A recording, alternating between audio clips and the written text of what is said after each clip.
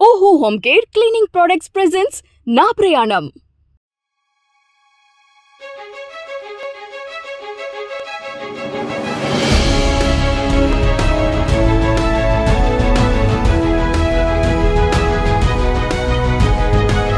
Powered by Cheyuth Computers, Digital Mall, Casa Decors, co-powered by Sri Balaji Jewelry, Sri Vasavi Packers and Movers, SV Soda Hunt.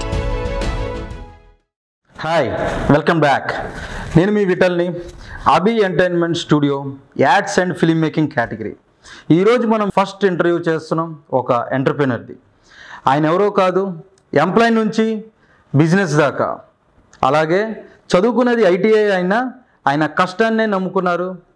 ఆయన ఎవరో కాదు, మన D Anjubabu గారు from smart elevators. Hi sir, welcome. Please take your seat. Anjubabu గారు, ఈ lift బిజినెస్లోకి ఎలా వచ్చారు? అది ఎలా వచ్చానంటే, నేను స్టార్టింగ్ 2007లో ఈ లిఫ్ట్ ఫీల్డ్లోకి నేను ఎంటర్ అయ్యానండి. అయితే ఈ లిఫ్ట్ ఫీల్డ్ అనేది నాకు తెలియదు వాస్తవంగా, అసలు అప్పటి వరకు చదువుకున్నాం కాబట్టి తెలియదు. అయితే మా ఫ్రెండ్ వాళ్ళ బ్రదరు ఒక కంపెనీలో చేస్తున్నాడు, తన ద్వారా నేను ఎంటర్ అయ్యాను అన్నమాట లిఫ్ట్ ఫీల్డ్లోకి. ఎంప్లాయ్గా ఆ కంపెనీలో ఎంప్లాయ్గా జాయిన్ అవ్వడం, అక్కడి నుంచి ఇంకా నా ఎక్స్పీరియన్స్ కొద్దీ చేసుకుంటూ వచ్చి ఈరోజు ఈ స్థాయికి వచ్చాను. ఏ ఇయర్ నుంచి మీరు ఎంప్లాయ్గా వర్క్ స్టార్ట్ చేశారు? 2007 అండి. 2007లో 2007 నుంచి ఎప్పటిదాకా? 2007 నుంచి 2015 వరకు నేను ఎంప్లాయ్గానే కొనసాగించాను నా జీవితాన్ని. ఈ బిజినెస్లోకి రాకముందు మీరు ఇంత ముందు ఎక్కడ వర్క్ చేశారు? కంపెనీ వచ్చేసి యాపిల్ ఎలివేటర్స్ అండి. ఏ ఊర్లో? విజయవాడ అండి. స్మార్ట్ ఎలివేటర్స్ స్టార్ట్ చేసి ఎన్ని ఇయర్స్ అయింది? 6 సంవత్సరాలు అవుతుందండి. అంజుబాబు గారు, మీరు ఇప్పటిదాకా ఎన్ని లిఫ్ట్స్ ఇన్స్టాల్ చేసి ఉంటారు? స్మార్ట్ ఎలివేటర్స్ స్టార్ట్ అయిన కాడ నుంచి ఇప్పుడు వరకే ఒక 100+ అండి. 100+ కస్టమర్స్ ఓన్లీ స్మార్ట్ ఎలివేటర్ అనే ఫర్మ్ మీద నేను హ్యాండిల్ చేసిన వాళ్ళు, నాకు వచ్చిన కస్టమర్స్ 100+.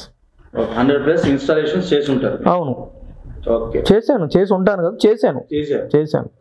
హ్యాపీ, అంత కస్టమర్స్ అంతా కూడా హ్యాపీ. ఇన్నాళ్ళ నుంచి ఎంతమంది కస్టమర్స్ని మీరు హ్యాండిల్ చేస్తున్నారు కదా, ఖచ్చితంగా ఎదురు దెబ్బలు తగిలే ఉంటాయి. అలా ఎన్ని ఎదురు దెబ్బలు మీకు తగులుంటాయి? ఫైనాన్షియల్లీ అవనివ్వండి, టెక్నికల్లీ అవనివ్వండి. సో మీరు అలాంటివి ఏమన్నా ఫేస్ అయ్యారు?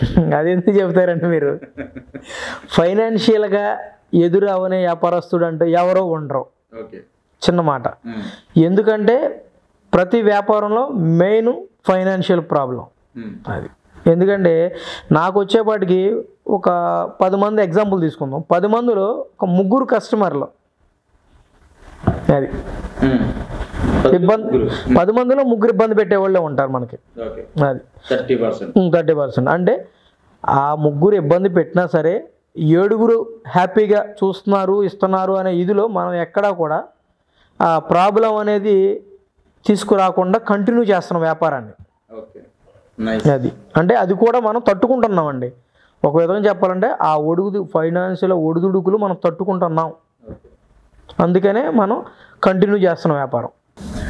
సార్, అలాగే మీరు ఇన్స్టాలేషన్స్ చేస్తున్నారు లిఫ్ట్స్కి, సర్వీస్ కూడా చేస్తారా మీరు? మెయిన్ మోటో సర్వీసే. లిఫ్ట్లు మీరు చేయొచ్చు, తను చేయొచ్చు, ఇంకోటి చేయొచ్చు, కానీ సర్వీసే మెయిన్. మనం ఎంత కష్టపడి సర్వీస్ చేస్తే కస్టమర్ అంత గుర్తిస్తాడు. అది సర్వీసెస్లో ఏమన్నా రకాలు ఉన్నాయా? లైక్ ఏఎంసీ లాగాని మంత్లీ మెయింటెనెన్స్ ఏమైనా ఉన్నాయా? అంటే సర్వీస్లో మంత్లీ మెయింటెనెన్స్ అనేది ఎవ్రీ మంత్ కంపల్సరీ సర్వీస్ చేసుకోవాలి లిఫ్ట్. అంటే మీరు వాడినా వాడకపోయినా అని అడిగే అవకాశం ఉందనుకోండి, వాడకపోతే అలాగే ఉంటుంది కాబట్టి ఎక్కడెక్కడ స్టక్ అయిపోతాయి, అది ప్రాబ్లమే. కంటిన్యూగా వాడుతున్నాం కాబట్టి అది అరుగుతూ ఉంటుంది, కాబట్టి సర్వీస్ కావాలి. 2 రకాలుగా సర్వీస్, కాబట్టి సర్వీస్ మెయిన్ చేయాల్సిందే. సర్వీస్ చేస్తేనే కంటిన్యూషన్లో లిఫ్ట్ ఉండిద్ది, ఏ డిస్టర్బెన్స్ లేకుండా, కస్టమర్ బాధపడకుండా. అసలు ఓవరాల్గా మీ దగ్గర ఎంతమంది వర్క్ చేస్తున్నారు? నా దగ్గర స్టిల్ ఈరోజు అంటే స్టార్టింగ్ నేను 1 పర్సన్తో స్టార్ట్ చేశాను, ఇప్పుడు 12 మంది ఉన్నారు నా దగ్గర ప్రజెంట్. ఈ 12 మంది ఏంటంటే 4 మెకానికల్, 4 సర్వీసింగ్, ఒక 2 వచ్చేసేపాటికి బ్రేక్ డౌన్స్ వస్తారు, ఇంకో 2 ఉన్నారు కదా, ఆ 2 ఎమర్జెన్సీ సర్వీస్కి పంపిస్తాను. మీ దగ్గర డివిజన్ సపరేట్గా ఉంటుంది. కంబైండ్ ఈ కేటగిరీ కూడా ఆ కేటగిరీకి వెళ్తాడు అనేది లేకుండా దేనోడు దానికి వెళ్తే పర్ఫెక్ట్గా వర్క్ చేస్తారు. జనరల్గా ఒక 4 ఫ్లోర్స్ ఉన్న బిల్డింగ్కి ఒక లిఫ్ట్కి ఎంత కాస్ట్లో అవుతుంది? అంటే దానిలో వచ్చేసి టైప్ ఆఫ్ మోడల్స్ లిఫ్ట్లు ఉన్నాయండి, టైప్ ఆఫ్ కెపాసిటీ ఉంది. 2 to 6 ప్యాసింజర్ వరకు ఒకే ప్రైస్ ఉంటుంది. ప్లస్ G+1 అంటే గ్రౌండ్ స్టార్టింగ్ నుంచి 2 to 3 వరకు ఒకే ప్రైస్ ఉంటుంది, ఇంచుమించు వేరియేషన్ ఏమి రాదు. 3+ అయితే ఫ్లోర్ కిందనే అడ్జస్ట్ అవుతూ ఉండిద్దండి. సో G+2కి ఎంత ప్రైస్ అవుతుంది ఒక లిఫ్ట్కి? Starting range the best, cheap and best, దానిలోనే బెస్ట్ ఇస్తాం. అంటే కస్టమర్ ఉంటాడు, నాకు 4 లక్షలు అయిపోవాలి కానీ బాగా కావాలనుకుంటాడు, తక్కువ బడ్జెట్లో 4 లక్షలే, దాంట్లోనే బాగా వచ్చింది. ఎంప్లాయీగా హ్యాపీగా ఉన్నారా, యాజ్ ఎ ఓనర్గా హ్యాపీగా ఉన్నారా? అంటే ఎంప్లాయీగా హ్యాపీగా ఉన్నారంటే చిన్న ప్రశ్న అండి మీకు. ఇప్పుడు ఎంప్లాయీ ఎప్పుడు కష్టాన్ని తెలుసుకుంటాడు, బిజినెస్ ఓనర్ ఎప్పుడు బిజినెస్ని పెంచుకుంటాడు. అయితే బిజినెస్ని పెంచుకునేవాడు ఎప్పుడు కష్టాన్ని గుర్తించలేడు. నేను కష్టపడి చేసుకుంటా పైకి వచ్చాను కాబట్టి ఆ రెండిటి వాల్యూ నాకు తెలుసు, రెండిట్లో నేను హ్యాపీగా ఉన్నా. రెండిట్లోనే మీరు హ్యాపీగా ఉన్నా. ఓకే, రెండిట్లో డిఫరెన్స్ మీకైతే ఏం లేదు? లేదండి, డిఫరెన్స్ అంటే అదే, కష్టపడినప్పుడు నా కష్టాన్ని యాజ్ ఏ మీరే ఒక కంపెనీ ఓనరు, నేను ఎంతో కష్టపడ్డాను నా కంపెనీలో, కానీ మీరు నా కష్టాన్ని గుర్తించాల. కానీ ఆ కంపెనీలో నేను వర్క్ నేర్చుకున్నా కాబట్టి హ్యాపీగా ఉన్నా. ఓన్ కంపెనీ స్టార్ట్ చేసిన తర్వాత నాలాంటి వాళ్ళని 10 మందికి నేను వర్క్ ఇచ్చి వాళ్ళకు కూడా కొత్త వాళ్ళకి నేర్పిస్తా, కొత్త ఎంప్లాయీస్ని చేర్చుకుంటా, అలా చేస్తున్నాను కాబట్టి నేను ఒక 10 మందికి నీడ్ చూపిస్తున్నాను అనే ఒక ఇదిలో నేను హ్యాపీగా ఉన్నా ఇప్పుడు ఓనర్గా. కస్టమర్స్కి ఎలా తెలుస్తుంది మీరు ఇచ్చే ప్రోడక్ట్ క్వాలిటీయా కాదా అని? నేను ఎలా డిఫైన్ చేస్తానంటే, క్వాలిటీ ఏంటి, లో క్వాలిటీ ఏంటి, ఈ రెండింటికి సంబంధించిన మెటీరియల్ కస్టమర్ ముందు పెడతా ఫస్ట్. నేను ప్రతి కస్టమర్కి పెడతా కంపల్సరీ. ఏ కస్టమర్కి అయినా సరే క్వాలిటీ ఏంటి అన్క్వాలిటీ ఏంటి చూపించకపోతే ఆ కస్టమరు నమ్మడు. ఫస్ట్ నన్ను నమ్మడు, ఎవరిని నమ్మడు. ఏంటంటే ఈ బడ్జెట్లో ఇది వచ్చింది, నేను చెప్పిన బడ్జెట్లో ఇది వచ్చింది, అలా రెండింటికి డిఫరెన్స్ చెప్తే కస్టమరు కన్విన్స్ అవుతాడు. ఫస్ట్ అవి ఆలోచిస్తాడు. అప్పుడు 2-3 కొటేషన్లు తీసుకున్నా సరే నేను చెప్పే విధానం ఎవరో చెప్పరు, లేదు నేను చూపించిన మెటీరియల్ చూడు. ప్లస్ ఏంటంటే నేను ఏదైతే మీకు ఇస్తాను సార్ అని చెప్తే కమిట్మెంట్ అవుతున్నానో ఆ మెటీరియల్ చూపించిన రోజున ఆయనకి హ్యాండ్ ఓవర్ చేస్తా. ఇది మీ దగ్గర పెట్టుకోండి, మన మెటీరియల్ వచ్చి ఇన్స్టాల్ చేసేటప్పుడు సైడ్ బై సైడ్ పెట్టి చెక్ చేసుకోండి సార్ అని చెప్తాం. అది నా కాన్ఫిడెంట్. మీరు కస్టమర్ని ఇంత ఎడ్యుకేట్ చేస్తున్నారు కదా, కానీ వాళ్ళు ప్రైస్ విషయంలోకి వచ్చేసరికి మీరు ఎలా ఆ ఇష్యూని ఓవర్కమ్ చేస్తున్నారు? అదే సార్, ఇప్పుడు క్వాలిటీ వచ్చేపాటికి ఒకటి చెప్పి ఇంకొకటి వేస్తే బడ్జెట్ దింపుకోవచ్చు. నేను ఏదైతే శాంపుల్ ఇస్తున్నానో అదే బడ్జెట్లో ఉంటా, అదే క్వాలిటీలో ఉంటా, కాబట్టి బడ్జెట్ ఫ్రెండ్లీకి మనం వెళ్ళాం. క్వాలిటీ ఒకటి మెయింటెనెన్స్ చేయాలి. ఒకవేళ కస్టమర్ తక్కువ బడ్జెట్లోనే కావాలి అని అంటే మీరు ఏం చేస్తారు? ఈ తక్కువ ప్రైస్లు అంటే చేస్తాం. ఎలా చేస్తాం? దాని తగ్గ మెటీరియల్ ఎగ్జాంపుల్ చూపిస్తాం. పర్వాలేదు, నాకు కావాల్సింది లిఫ్ట్, నాకు ఏ క్వాలిటీ అయినా పర్వాలేదు అంటే ఆ క్వాలిటీ సంబంధించిన మెటీరియల్ చూపిస్తాను, దానికి అగ్రీ అంటే ఆ బడ్జెట్లో చేసి పెడతాను. కస్టమరు అడిగే క్వాలిటీని బట్టి ఫస్ట్ ప్రైస్ ఉండిద్ది. నేను ఇచ్చే క్వాలిటీ నెంబర్ 1 క్వాలిటీ ఇస్తాను, ఆ ప్రైస్ చెప్పేస్తాను. దానికి అగ్రీ అయితే కాంప్రమైజ్ అయితే లేదు నాకు లిఫ్టే కావాలి, బడ్జెట్ నాది ఇది, ఎంతకన్నా నేను పెట్టుకోలేను అంటే దానికి తగ్గట్టుగానే ఇస్తాం వాళ్ళకి. మీరు ఇచ్చే ప్రతి ప్రోడక్ట్కి అంటే దాంట్లో వాడే ప్రతి స్పేర్కి లిఫ్ట్కి వారంటీ అనేది ఉంటుంది? కంపల్సరీ అండి. కొన్ని కంపెనీలు వచ్చేపాటికి స్పేర్ పార్ట్లు పలానా దానికి ఇంత వారంటీ అని మాత్రమే ఉండిద్ది పర్టికులర్గా. నేను వచ్చేపాటికి టోటల్ లిఫ్ట్ మొత్తానికి ఏ ఐటెం పట్టుకున్నా 1 year కంప్లీట్గా ఇస్తానండి వారంటీ. కంప్లీట్గా 1 year, అది 100 రూపీస్ అవునండి, 1 lakh అవునండి, కంప్లీట్గా లిఫ్ట్ మొత్తానికి 1 year complete warranty with service. Risk ఫ్యాక్టర్లోనే ఎప్పుడు మీ ఎంప్లాయీస్ వర్క్ చేస్తూ ఉంటారు. ఒకవేళ అన్ఎక్స్పెక్టెడ్గా వాళ్ళకి ఏదన్నా జరిగితే సో మీరు ఎలా హ్యాండిల్ చేస్తారు దాన్ని? అంటే ఇప్పుడు వరకే ఏమీ అవ్వకుండా సేఫ్టీగా నేను చేయించుకుంటున్నా మా ఎంప్లాయీస్తో. అలాంటి చిన్న ఏదైనా జరిగిన సరే దాని రిస్క్ నేనే భరిస్తున్నా.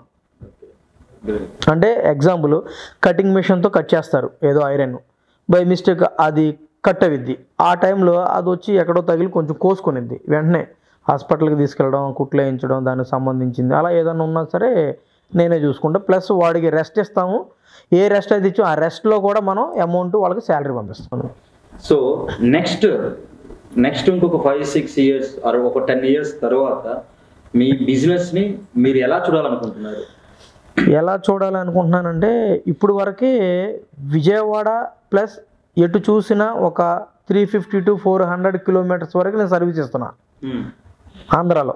ఓకే. అంతేకాకుండా మన చుట్టుపక్కల రాష్ట్రాల్లో కూడా చిన్న చిన్నగా బ్రాంచ్లు స్టార్ట్ చేసి అక్కడ ఎంప్లాయీస్ని పెట్టుకొని అలా కొంచెం స్మార్ట్ ఎలివేటర్ అంటే ఒక వెంటనే ఒక బ్రాండ్ స్మార్ట్ ఎలివేటర్ ఓకే వీళ్ళకి మనం ప్రాజెక్ట్ ఇవ్వచ్చు బాగుంటుంది అనే విధంగా స్ప్రెడ్ చేయాలి. అది ఆల్రెడీ స్టార్ట్ చేసాము. దానికి అనుగుణంగానే మాకు వర్కులు కూడా నడుస్తున్నాయి, నెంబర్ ఆఫ్ వస్తున్నాయి లిఫ్ట్లు కూడా. ఇంజనీర్స్ ఈ బిల్డర్స్ ఉంటారు మనకి, ఇంకా రెఫరెన్స్ కస్టమర్లే మౌత్ రెఫరెన్స్ ఎక్కువ అనమాట మనకి. సో నెక్స్ట్ ఒక బ్రాండ్ కింద నెంబర్ ఆఫ్ ఫ్రాంచైజీ పెట్టాలి అనేసి మీ ఉద్దేశం? అవును అవును. సో ఇప్పుడు మ్యాన్ పవర్ పెరుగుతుంది, ఎక్స్పెండిచర్ పెరుగుతుంది, మొత్తం అన్ని పెరుగుతాయి. దానికి మీరు రెడీగానే ఉన్నారు? రెడీ సార్, రెడీగా. Very nice. కంపల్సరీ. ఎందుకంటే ఇప్పుడు ఎక్కడేసిన గొంగళే అక్కడే అన్న సామెత ఉన్నట్టు మనం విజయవాడలోనే ఉంటే విజయవాడ వరకు ఎక్కడికి వెళ్ళినా మనం ఏదైనా చేయగలం లిఫ్ట్ వర్క్, కానీ ఎక్కడ విజయవాడ ఓకే అంతవరకు ఉండద్ది. అదే మనం తెలంగాణలో చేస్తున్నాం, కర్ణాటక చేస్తున్నాం, లేకపోతే ఏ రాష్ట్రంలో చేస్తున్నాం అంటే స్మార్ట్ ఎలివేటరా తెలుసు, అన్ని చోట్ల ఉంది, నేను ఎక్కడికి వెళ్ళినా ఇది వింటున్నా, అలాంటిది నాకు కావాలి.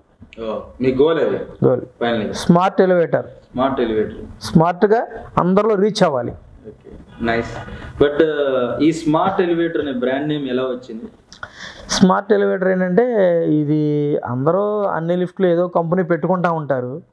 నాకేంటంటే ఎస్ ఫర్ ఫస్ట్ సుస్మిత మా భార్య పేరు, ప్లస్ ఎస్ ఫర్ సక్సెస్.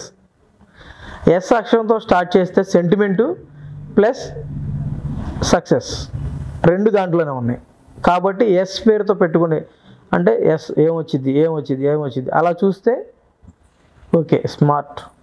ఇది ఎక్కడా లేదు, వెరీ నైస్, మనం పెడితే బాగుండేది అనుకున్నాం. అలాగే స్మార్ట్ ఎలివేటర్ అని పెట్టాం, స్మార్ట్గా వర్కులు జరుగుతున్నాయి. ఫైనల్గా మీరు ఫ్యామిలీ లైఫ్ని బిజినెస్ లైఫ్ని రెండింటిని ఎలా బ్యాలెన్స్ చేస్తున్నారు? ఫ్యామిలీ లైఫ్ అంటే ఎవరో ఎంత బిజినెస్ మ్యాన్ అయినా ఫ్యామిలీ ఫస్ట్. ఫుడ్ పెట్టేది బిజినెసే, కానీ ఆ ఫుడ్ ఎవరో పెట్టాలి? మనం ఫ్యామిలీకి పెట్టాలి. కాబట్టి మెయిన్ ఫ్యామిలీ. నా ఉద్దేశం వచ్చేవాటికి నాకు ఫ్యామిలీ మెయిన్, ఫ్యామిలీ తర్వాత ఇది. అయితే ఏంటంటే దీన్ని నెగ్లెక్ట్ చేయను, దీనిలో ఉన్నాను కదా బిజినెస్లో ఉన్నాను కదా అని ఫ్యామిలీని నెగ్లెక్ట్ చేయను.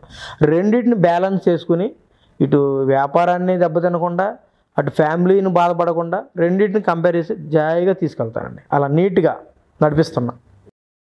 Thank you sir, thanks for coming to interview. మీ ఇంటర్వ్యూ చాలా బాగుంది. అట్ ద సేమ్ టైం మీరు ఏదైతే అనుకున్నారో నంబర్ ఆఫ్ ఫ్రాంచైజీస్ పెట్టాలి అని, ఖచ్చితంగా అది మీరు పెట్టి మీ బిజినెస్ని ఎక్స్పాండ్ చేయాలని కోరుకుంటున్నాం సార్. థ్యాంక్ యూ అండి. ఇది మన అంజిబాబు గారి గురించి, స్మార్ట్ ఎలివేటర్స్ బిజినెస్ గురించి ఈరోజు మనం తెలుసుకున్నాము. నెక్స్ట్ ఇంటర్వ్యూ మరో కొత్త ఎంటర్ప్రెన్యూర్తో మీ ముందుకు వస్తాను. This is Vithal signing of.